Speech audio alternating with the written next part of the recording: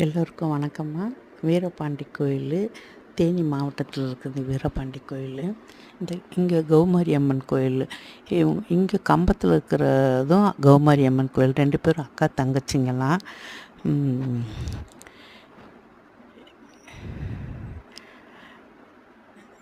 இந்த அம்மனுக்கு சட்டிலாம் ஏந்திக்கிட்டு இதே போல் இங்கே எப்படி திருவிழா நடந்ததோ அதே போல் திருவிழா அங்கே நடக்குது. கூட்ட நெரிச்சல் அதிகமாக இருக்குது.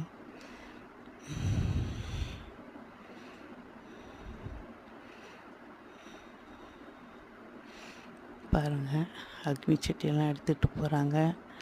பிள்ளைங்களை எப்படி எடுத்துகிட்டு போகிறாங்க.